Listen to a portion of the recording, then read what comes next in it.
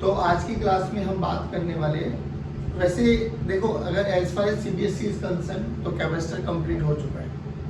आज का लेक्चर और कल का लेक्चर, आज का लेक्चर प्योरली मैं फिर कह रहा हूँ जो बच्चा जेई एडवांस की तैयारी कर रहा है ना उसके लिए, नहीं तो जेई मेंस में भी बहुत रेयरली पूछा जाए नहीं तो बहुत रेयरली पूछा जाता है। और सेकेंडली सीबीएसई के लिए तो ये समझ के चलना कि आज का कोई ज़्यादा लॉजिक बनता नहीं, तो कंप्लीटली आपके लिए जेई के लिए ये वाला लेक्चर है। कल का लेक्चर भी सेम वैसे ही, अगर हम खाली सीबीएसई के लिए अपीयर करने जा रहे हैं तो कल तक हमारा कैपेसिटर कंप्लीट हो गया है, जितना पढ़ा गया है उसको रिवाइज कर लो, मंडे को टेस्ट के लिए तैयार रहें। ठीक है, आज हम बात करेंगे, याद करो कल और परसों 2 दिन के लेक्चर में हम लोग बात कर रहे थे डाइलेक्ट्रिक। हमने बात करी कि डाइलेक्ट्रिक को जैसे ही हम लोगों ने इंसर्ट किया, अभी याद करो हम लोगों ने डाइलेक्ट्रिक कांस्टेंट जो माना था वो के, डाइलेक्ट्रिक स्ट्रेंथ के मानी थी, लेकिन अब के को वेरी कर सकते हैं। तो आज हम पढ़ने वाले वेरिएबल ऑफ डाइलेक्ट्रिक स्ट्रेंथ। ठीक, कि एक कैपेसिटर में अगर हम डाइलेक्ट्रिक स्ट्रेंथ जिसको हम इंसर्ट कर रहे हैं उसकी खुद की जो स्ट्रेंथ है के, वो वेरी कर रही है as a function of X या as a function of Y, तो उसमें देखते हैं कि हम लोग इक्विवेलेंट कैपेसिटेंस कैसे निकालते हैं। तो देखो बच्चों, तो आज हम बात करेंगे वेरिएबल डाइलेक्ट्रिक के बारे में। वेरिएबल डाइलेक्ट्रिक, चलिए देखो अब इसको ना थोड़ा सा 3D में व्यू करने की कोशिश करना। लेट्स से मेरे पास एक कैपेसिटर है, तो हम लोग बात कर रहे थे कैपेसिटर की प्लेट्स ना, तो ये एक कैपेसिटर की प्लेट है, ऐसी एक प्लेट यहाँ पे लगाई, ठीक है ना, और इनके बीच में हमें क्या इंसर्ट करना है, डाइलेक्ट्रिक। बात समझ में आ गई? लेकिन अब जो डाइलेक्ट्रिक इंसर्ट करने वाले हैं वो वेरी कर रहा है। अभी तक जितने भी हम लोगों ने बात करी है वो सारे के सारे क्या थे, कांस्टेंट, या तो पार्शियली फील्ड किए थे या हाफ फील्ड किए थे या कंप्लीटली फील्ड किए थे, जैसे भी किए थे। तो कैपेसिटेंस इंक्रीज हो रही थी हर केस में। लेकिन आज हम बात करने वाले हैं वेरिएबल डाइलेक्ट्रिक। डायरेक्ट बात करें कि मेरे पास एक डाइलेक्ट्रिक है, मतलब एक कैपेसिटर की प्लेट है। अब ये जो प्लेट में बचा है, it may be square plate with rectangular plate. Same ऐसी ही प्लेट हम लोगों ने दूसरी मानी। अभी बताओ क्या मान के चले, स्क्वायर या रेक्टेंगल? मान लो ना, लेट अस सपोज मान लेते हैं ये हमारे पास y एक्सिस बच्चों और ये हमारे पास x एक्सिस, और इसके अंदर जो हम लोगों ने डाइलेक्ट्रिक को इंसर्ट किया गया है, ये डाइलेक्ट्रिक मान लो, ये हमारे पास डाइलेक्ट्रिक,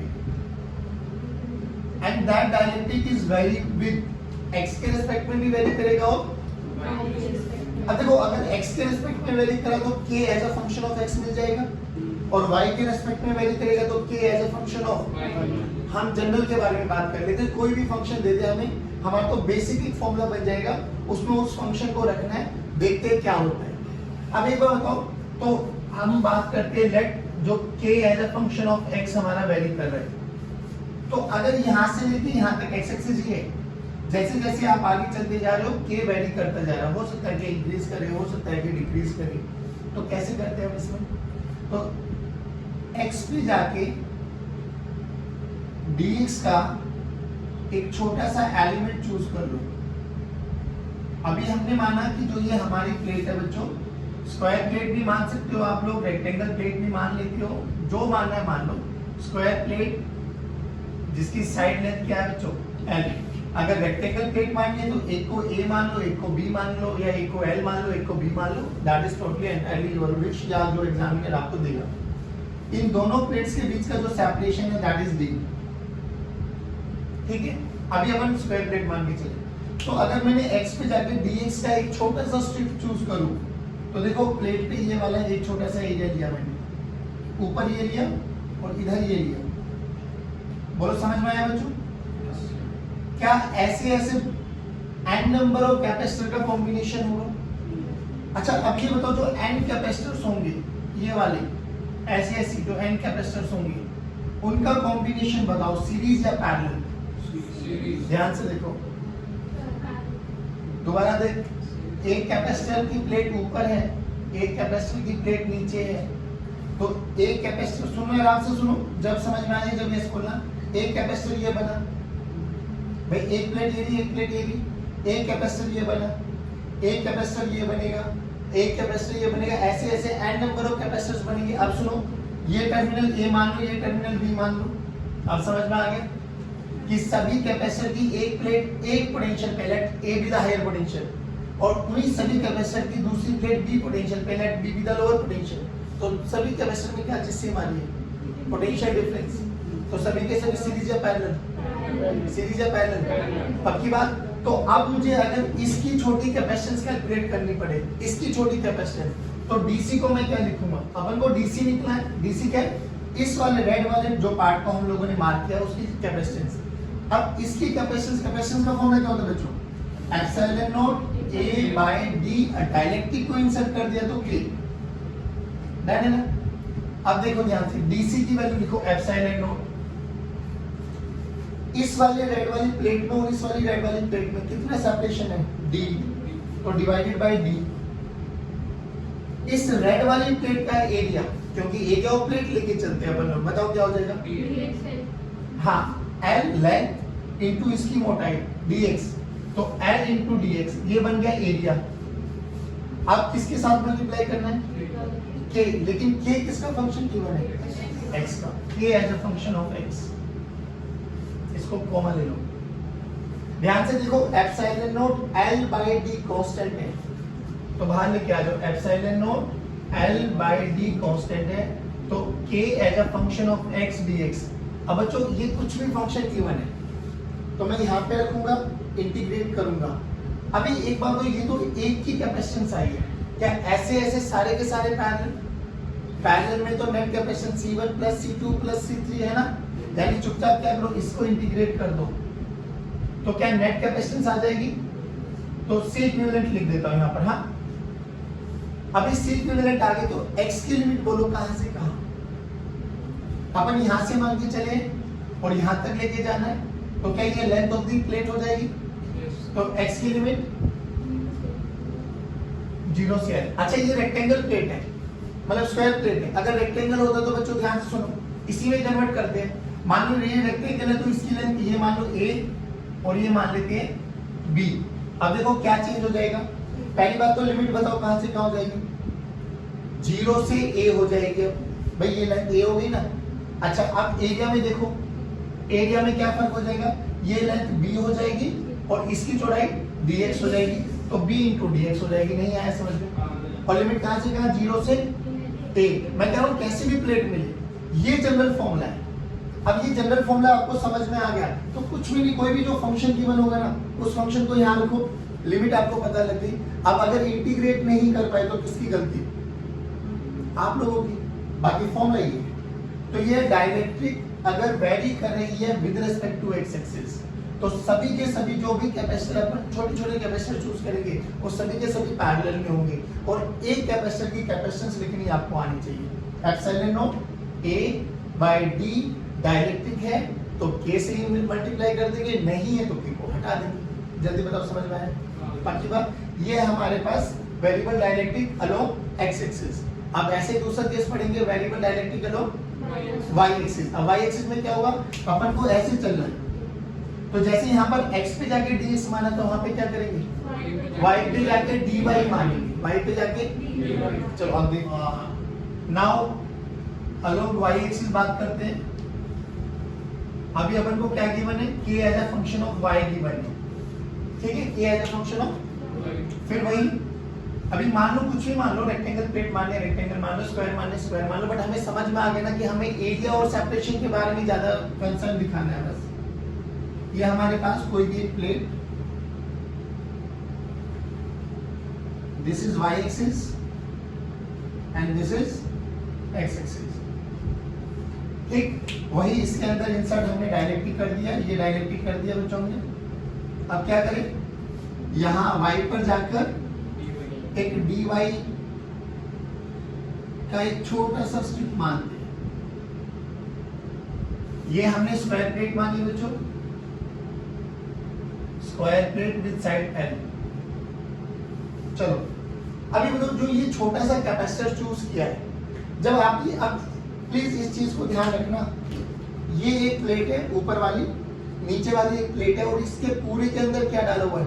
डाइलेक्ट्रिक। तो जब आप लोग एक छोटी सी स्ट्रिप लोगे ना, स्ट्रिप लोगे, ध्यान से देखना, छोटी सी स्ट्रिप, ये पूरा का पूरा कटने वाला है, ये पूरा हाथ समझो, ऊपर वाली प्लेट, ये नीचे वाली प्लेट समझो, और इसके अंदर हमने ये डाल दिया डाइलेक्ट्रिक। तो जब इसमें आप छोटा सा एलिमेंट चूज करोगे तो ये पूरी की पूरी लेयर हटेगी। बात समझ में आ रही है? पूरी की पूरी लेयर। तो सोचो अगर ये पूरी की पूरी लेयर हटी तो इसकी कैपेसिटेंस बताओ, इसकी कैपेसिटेंस वही सेपरेशन डी मान लो, छोटी सी कैपेसिटेंस बताओ डीसी। एप्सिलॉन नॉट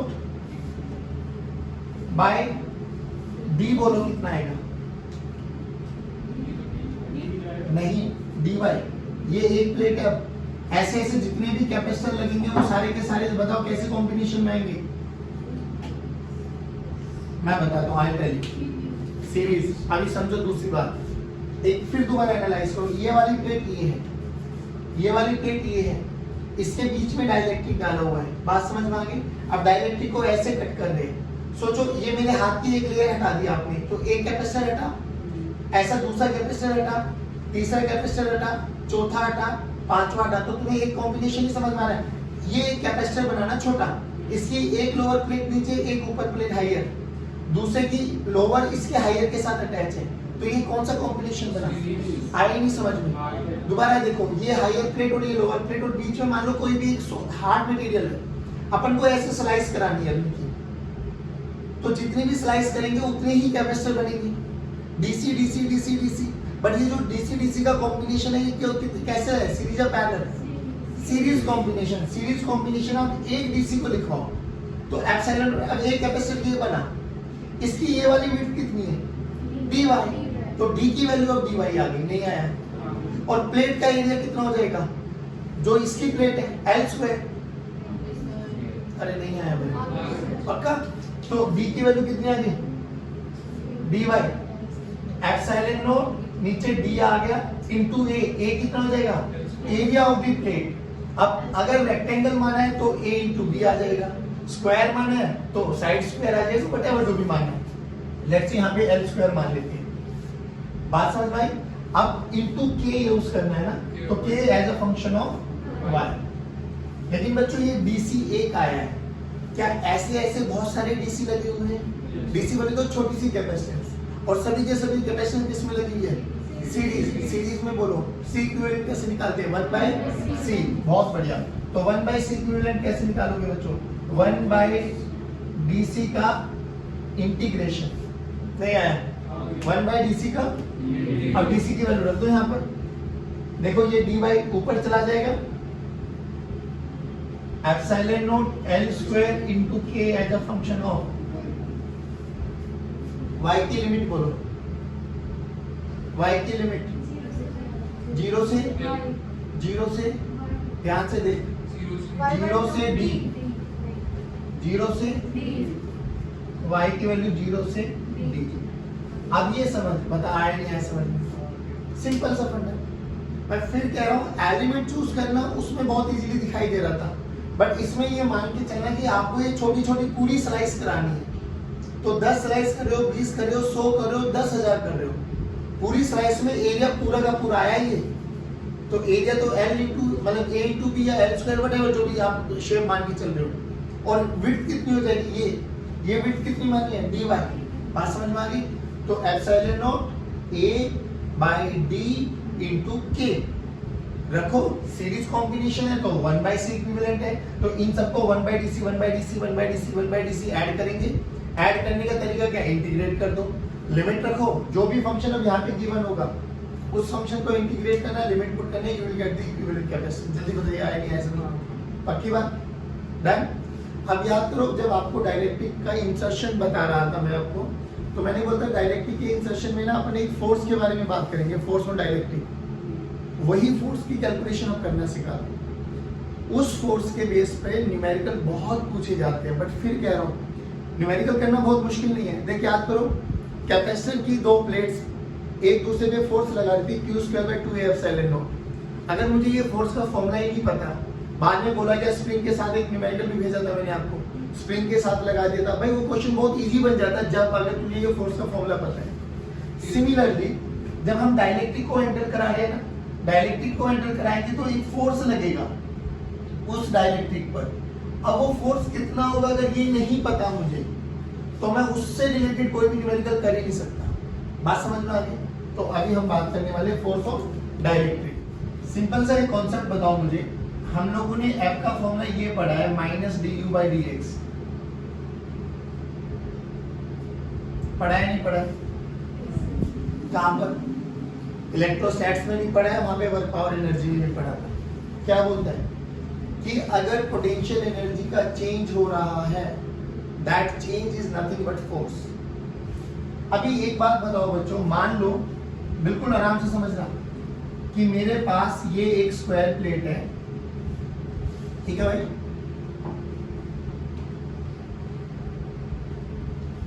इसको मैंने डाइलेक्ट्रिक को इंसर्ट कर रहा हूं एट कांस्टेंट पोटेंशियल। डाइलेक्ट्रिक को इंसर्ट कर रहे हैं कांस्टेंट पोटेंशियल पर, उस केस में अपन को फोर्स की कैलकुलेशन करनी है। स्टैंडर्ड तरीका, रिजल्ट याद कर लेना, result is very very important. But अगर प्रोसेस समझ में आ जाएगी तो कोई दुखी, मतलब कोई दुख की बात नहीं है। तो insertion of dielectric at constant potential, उस केस में कितना फोर्स लग रहा है वो बात करें। अभी बाबू, ये वाली प्लेट है, मान लो स्क्वायर प्लेट है, let's say this is square plate of side length L। इन दोनों प्लेट्स के बीच का सेपरेशन d मान लिया बच्चों, और V वोल्ट से लगाया गया। जल्दी बताओ, V वोल्ट कांस्टेंट पोटेंशियल पे लगाने से क्या क्या फर्क पड़ता है? कैपेसिटेंस बढ़ जाती है, घट जाती है? बढ़ जाती है, के टाइम्स। डन है। Electric field constant, potential constant है भाई, तो इलेक्ट्रिक फील्ड भी, चार्ज बढ़ जाता है के टाइम्स, पोटेंशियल एनर्जी बढ़ जाती है के टाइम्स।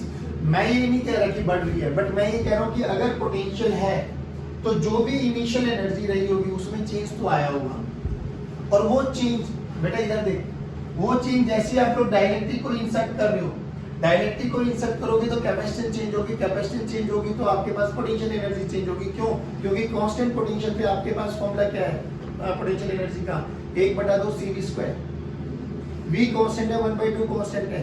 डाइलेक्ट्रिक को जैसे जैसे इंसर्ट करोगे, मान लो डाइलेक्ट्रिक अभी यहाँ तक पहुंचा तो कैपेसिटेंस अलग बनी, यहाँ तक पहुंचा तो कैपेसिटेंस और चेंज हो गई, यहाँ तक पहुंचा तो कैपेसिटेंस और चेंज हो गई, पूरा एंटर कर गया तो कैपेसिटेंस और चेंज हो गई। तो जैसे जैसे इसमें डाइलेक्ट्रिक एंटर करते जा रहे, क्या C इक्विवेलेंट चेंज हो रहा है? ऐसे हो रहा है ना। अब एक चीज और बता दो जल्दी जल्दी, मान लो मैंने इसमें आधे में डाइलेक्ट्रिक डाला और आधे में एयर छोड़ दिया, आधे में डाइलेक्ट्रिक डाला और आधे में एयर छोड़ दिया, तो कितने कैपेसिटर?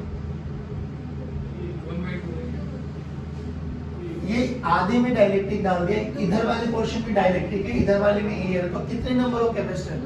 2। तो दोनों के दोनों कैपेसिटर सीरीज या पैरेलल? Parallel combination. अभी सुनो, वो क्यों बता रहा हूं, इधर सुन।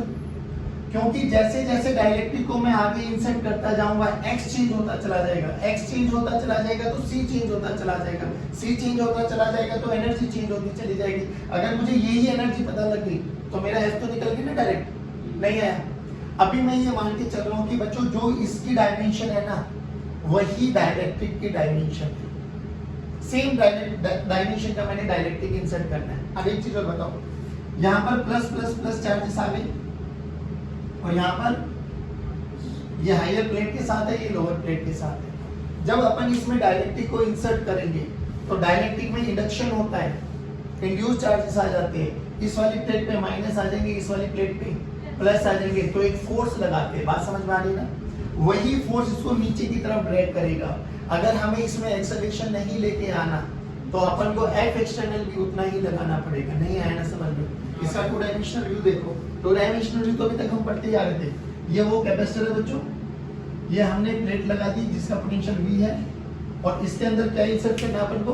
डाइलेक्ट्रिक। देख लो आराम से, बहुत इजी सा तरीका है। देखो ये डाइलेक्ट्रिक मान लिया, यहाँ पर पॉजिटिव पॉजिटिव चार्जेस, यहाँ पर नेगेटिव नेगेटिव, तो यहाँ पर माइनस सिग्मा आई आ गया था, यहाँ पे प्लस सिग्मा आई आ गया था, जिसके कारण इस पे एक फोर्स लगा था। अपन को अगर इसमें कोई एक्सेलरेशन नहीं लेके आने देना तो एक्सटर्नल पीछे लगाना पड़ेगा, और वर्क बाय एक्सटर्नल आप लोग दोनों ही केसेस में पढ़ चुके हो। बात समझ पाएंगे? अब इधर आओ, मान के चल लेते हैं कि जो अपन ने डाइलेक्ट्रिक को इंसर्ट कराया है ना बच्चों, वो यहाँ x पर एंटर कर चुका है। अगर ये लेंथ L है, क्योंकि हमने स्क्वायर प्लेट मानी है बच्चों, तू रेक्टेंगल प्लेट भी मान सकता है क्या? बिल्कुल मान ले। तो ये A हो जाएगा, ये B हो जाएगा। तो जहां मैं अब इसमें चेंज करूंगा वो ऑटोमेटिकली वैसे चेंज होता चला जाएगा। तो ये बताओ ये कितना हो जाएगा L माइनस एक्स, ये कितना हो जाएगा भाई मैंने x में डाइलेक्ट्रिक को इंसर्ट कर दिया और ये मान के चले कि डाइलेक्ट्रिक की जो डायमेंशन है वो कैपेसिटर की डायमेंशन के बराबर है, तो ऐसे मान के चलो देखना अच्छा सा बन जाए। हाँ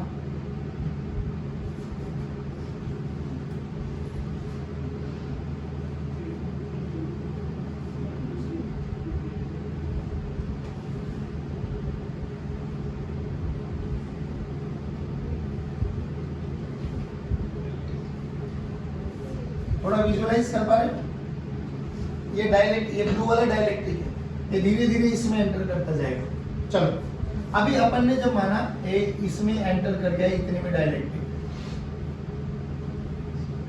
ठीक है भाई आ जाओ। तो रियलिटी में हमने क्या देखा कि जैसे इसमें डायलेक्ट्रिक को एंटर करेंगे तो सी चेंज होगा। एनर्जी का फॉर्मूला बोलो, हाफ सी इक्विवेलेंट लिख देता हूं वी स्क्वायर, क्योंकि डायलेक्ट्रिक को एंटर करोगे तो क्या होगा। तो हमने बात करी जैसे इसमें डायलेक्ट्रिक को इंसर्ट किया कराया गया तो ध्यान से देखो इसमें दो कैपेसिटर बन गए। एक कैपेसिटर वो जिसमें x की लेंथ में डायलेक्ट्रिक को इंसर्ट कर दिया गया, एक कैपेसिटर वो जो बाकी में एयर बचा हुआ है। तो अगर मैं बात करूं ये भी इनके दोनों का बीच का सेपरेशन d डन। तो देख C1 मान लेता हूं इसको और C2 मान लेता हूं इसको, और ये कंफर्म है कि C1 C2 पैरेलल में। तो C इक्विवेलेंट कैसे निकालूंगा मैं, तो C इक्विवेलेंट क्या आ जाएगा बच्चों C1 प्लस, तो C1 निकालो, C1 निकालो तो C1 का फॉर्मूला क्या आ जाएगा बच्चों एप्सिलॉन नॉट, डायलेक्ट्रिक को मान लो K जो इसकी स्ट्रेंथ है, तो epsilon nought K by D, इन दोनों प्लेट का सेपरेशन है D। अब इनटू एरिया बताओ पहले वाले का, L इंटू x, भाई x इसकी विड्थ आ गई, L इसकी लेंथ हो गई, तो L इंटू x, ये C1 आ गया। C2 बताओ जल्दी जल्दी, epsilon not L minus x into L, very good भाई, ये लेंथ हो गई, ये ब्रेड्थ हो गई इसकी, डिवाइडेड बाय D, पक्की बात। अब देखो C1 C2 मिल गए, तो C1 C2 C इक्विवेलेंट आ गया, और ध्यान से देखो C इक्विवेलेंट x का फंक्शन आ रहा है, C इक्विवेलेंट x का फंक्शन आ रहा है, तो जैसे जैसे ये चेंज होगा C इक्विवेलेंट चेंज होगा, C इक्विवेलेंट चेंज होगा तो एनर्जी चेंज होगी। अगर मुझे एनर्जी का change with respect to x पता लग गया, वही तो मेरा फोर्स है। तो देखो C1 प्लस C2 कितना आ गया, C इक्विवेलेंट देखो बच्चों epsilon not L by D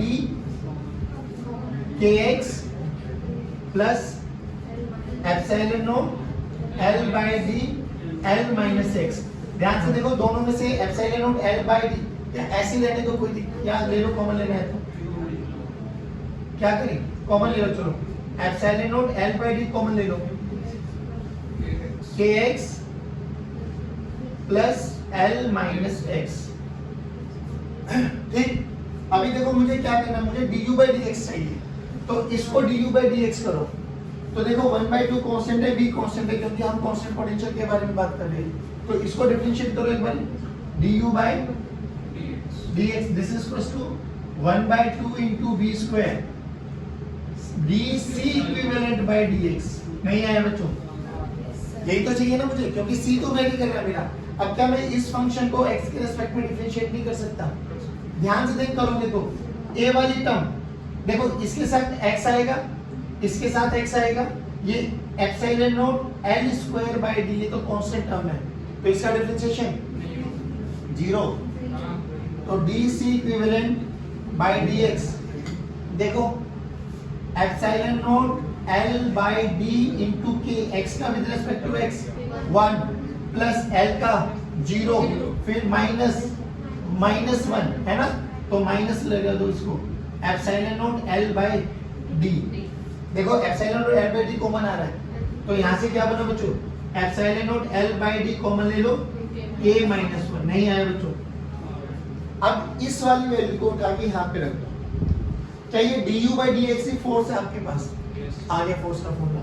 F की वैल्यू बोलो जल्दी, v square by 2, v square by 2 dc by dx रखो, epsilon not L by D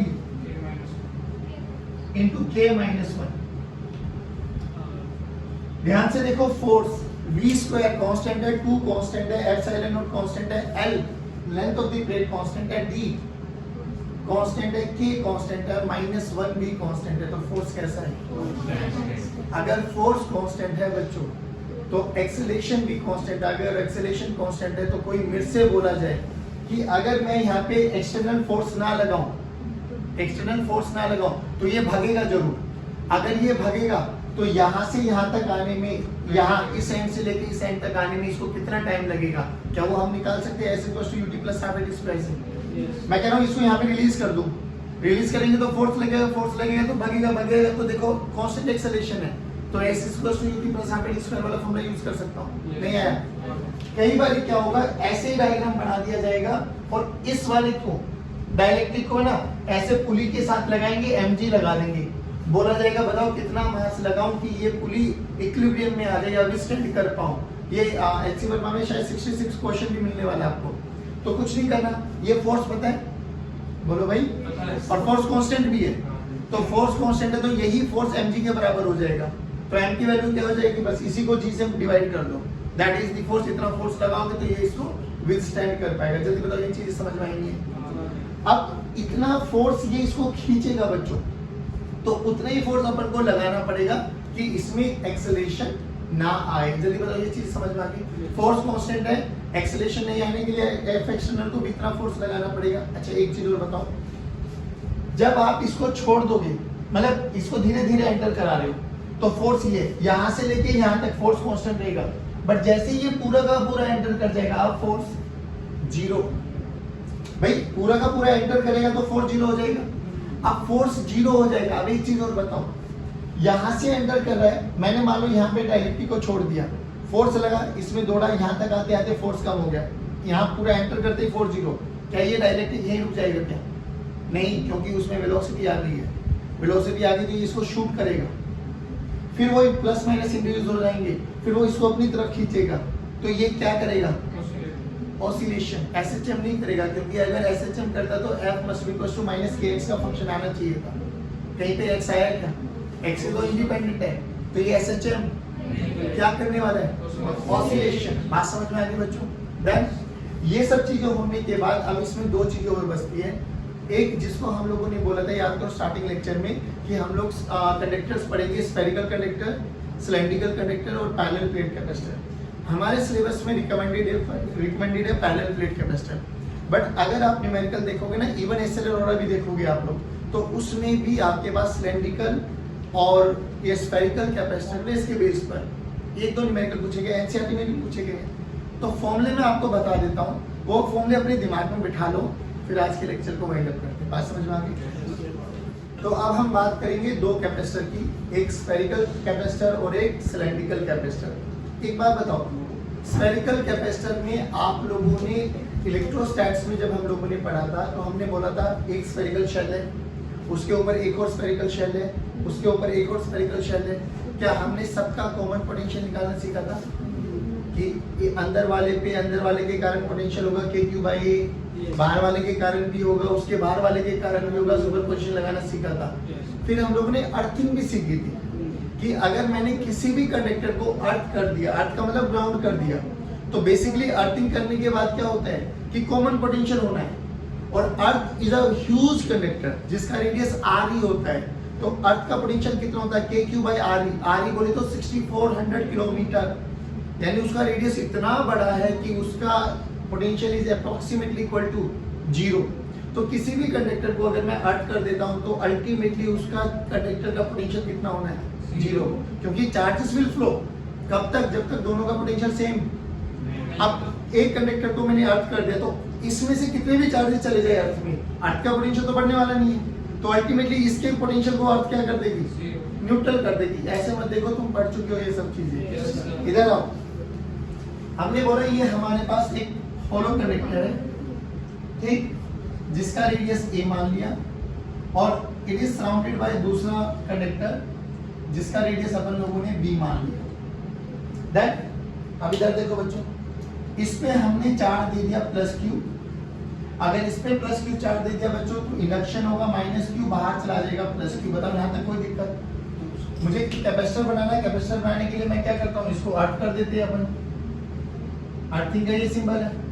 अब जैसे ही अर्थिंग कर दी बच्चों, तो ये जितना भी बाहर वाला चार्ज है ये तो सब ट्रांसफर हो गया, तो बाहर चार्ज कितना बना, जीरो। बाहर चार्ज जीरो बना तो बाहर पोटेंशियल भी कितना बना, जीरो। इलेक्ट्रिक फील्ड भी कितनी बनी। तो ध्यान से देखो, क्या ये सारा का सारा चार्ज इस पे डिस्ट्रीब्यूट हो जाएगा बच्चों? इसके कारण क्या यहाँ पे सारे पे माइनस चार्ज इंड्यूस हो जाएंगे? अब ध्यान से देखो, अगर ये माइनस चार्ज यहाँ पे इंड्यूस हो गए तो क्या इलेक्ट्रिक फील्ड केवल इसी रीजन में लाई कर गई? तो कैपेसिटर का मेन मोटिव तो यही है कि इलेक्ट्रिक फील्ड एक कंफाइंड रीजन में रहे। तभी तो अपन लोगों को कैपेसिटेंस पढ़नी थी कि एनर्जी कंफाइंड रीजन में रहे, वरना एक खाली कंडक्टर भी एक हमारे पास कैपेसिटर था जिसकी capacitance 4 pi epsilon not into are आई थी। बट वहां पे दो ड्रॉबैक क्या देखे थे कि एक तो उसका रेडियस बहुत बड़ा चाहिए, दूसरी बात बहुत बड़ा रेडियस होने के बावजूद भी उसकी एनर्जी बिखरी हुई है 1/2 k q square by r। कुछ याद नहीं है भाई? Very good. मैंने बच्चों तो यहाँ पे कैपेसिटेंस का फॉर्मूला निकालना है। कैपेसिटेंस का फॉर्मूला अभी भी वही होगा बच्चों, q बाय v। अब v क्या है बच्चों? v is the potential difference between this वाले पॉइंट एंड दिस वाला पॉइंट। बट ध्यान से देख, v पॉइंट तो किस पे है? अर्थ पे है, तो अर्थ है तो उसका पोटेंशियल तो, लेकिन a पर इसके कारण भी पोटेंशियल होगा और इसके कारण भी पोटेंशियल होगा। हाँ या ना बोलो? अब पोटेंशियल का फॉर्मूला याद करो, अगर थोड़ा सा याद है तो आप लोगों को, कि पोटेंशियल सरफेस पे kq बाय r होता है, जितना सरफेस पे होता है उतना ही अंदर होता है। तो इसके लिए अगर मैं a पर पोटेंशियल देखूं तो मुझे v क्या निकालना है? v निकालना है va माइनस vb। लेकिन vb तो मैंने अर्थ कर दिया, vb अर्थ कर दिया तो vb तो जीरो हो गया बच्चों। तो va निकालो, va किसके कारण होगा? v प्लस q के कारण प्लस v माइनस q के कारण। ध्यान से देखो, इस सरफेस पर पोटेंशियल kq बाय a, तो k पोटेंशियल एक स्केलर क्वांटिटी है, चार्ज को विद साइन रखेंगे, ये माइनस q चार्ज है। तो यहाँ पे पोटेंशियल का फॉर्मूला अंदर है देखो, तो ये रेडियस b है, तो kq by p, but q minus का साइन आएगा तो प्लस